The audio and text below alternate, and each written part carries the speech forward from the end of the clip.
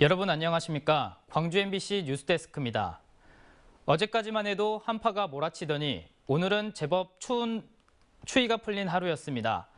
덕분에 성탄절 연휴 첫날 겨울 축제를 즐기는 시민들의 표정도 한결 밝았습니다. 주현정 기자입니다. 이른 아침부터 산타 마을이 북적입니다. 아직 채 녹지 않은 하얀 눈 덕분에 성탄 분위기가 물씬 납니다. 커다란 크리스마스 트리 앞에서 남기는 사진 한 장은 성탄절 추억 쌓기의 필수 코스입니다. 아이 어른 할 것 없습니다.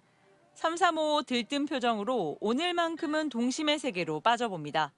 대구에서 2박 3일 정도 일정으로 왔는데 자연 환경이 좋고 아름답고 눈도 많이 볼 수 있어서 좋고요. 성탄 분위기가 나는 곳 어디든 카메라를 꺼내 추억을 남기지 않을 수 없습니다. 메리 크리스마스! 가족 나들이에 나선 아이는 아빠와의 눈싸움이 마냥 행복합니다. 눈 보니까 감성이 사는 것 같아요. 옷 따뜻하게 입고 모자도 샀고. 이곳 담양을 비롯해 광주 시청앞 광장과 독림동, 양림동 등 다양한 겨울 볼거리가 펼쳐집니다. 광장에서 펼쳐지는 댄스 공연은 시민들의 발길을 사로잡았습니다.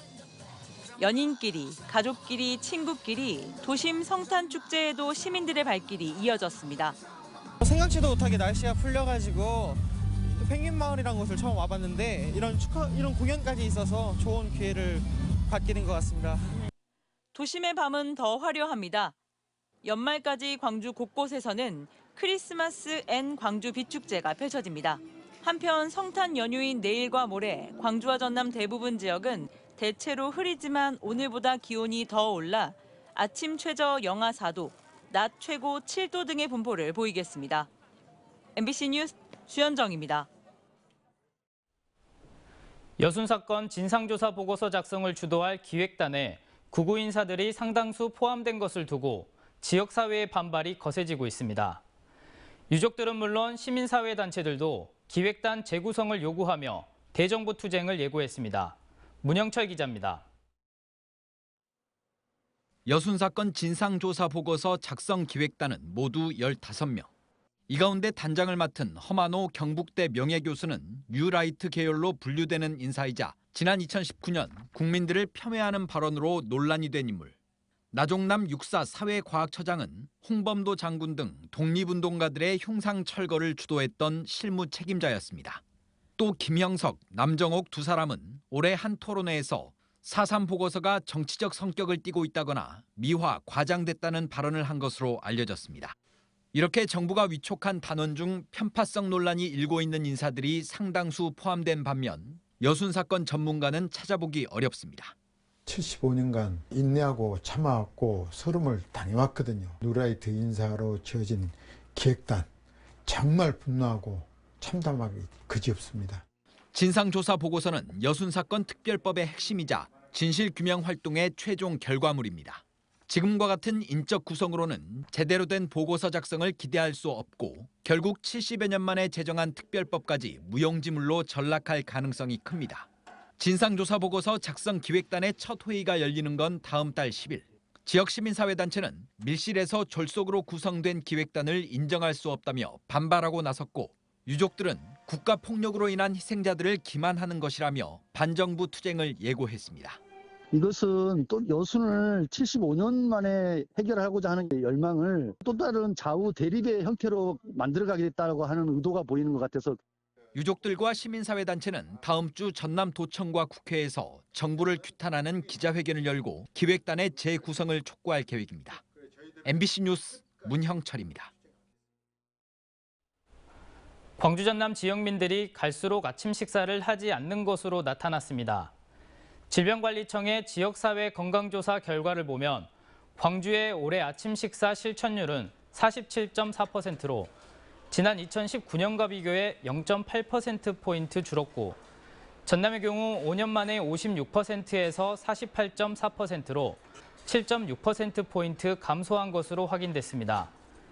반면 광주는 고위험 음주율과 고혈압 진단 경험률이 전국 17개 시도 가운데 가장 낮았으며 전남도민의 경우 우울감과 음주율이 전국 평균을 밑도는 것으로 조사됐습니다.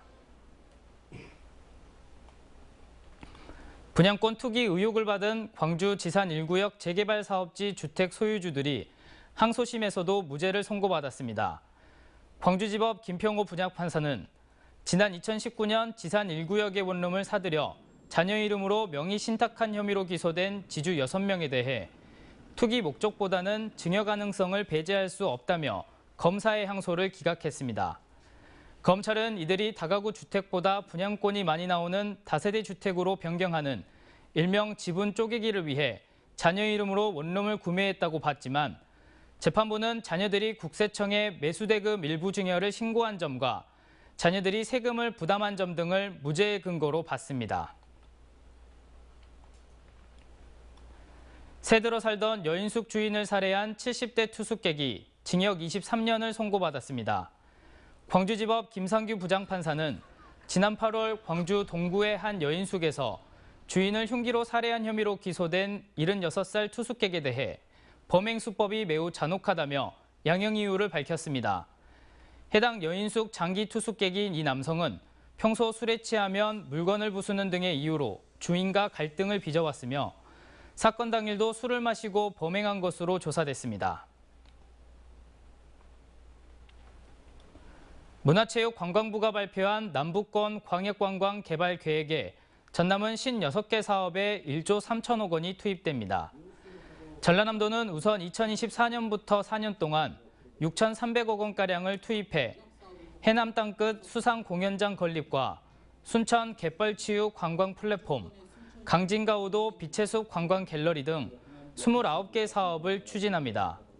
또 전남과 광주, 부산 등이 함께 통합 협의체를 만들어 권역별 관광 루트를 발굴하고 연계 상품 개발과 홍보 마케팅도 공동 운영할 방침입니다. 전남경찰청은 조직폭력배를 끼고 홀덤펍을 운영하며 불법 도박판을 벌인 혐의를 받고 있는 35명을 붙잡아 이 가운데 운영자 1명을 구속했습니다. 이들은 지난 2020년 6월부터 목포 평화광장 인근의 일반 음식점으로 허가를 받은 홀덤펍을 운영하면서 하루에 판돈 8억 5천여만 원이 오가는 불법 도박장을 운영한 혐의를 받고 있습니다.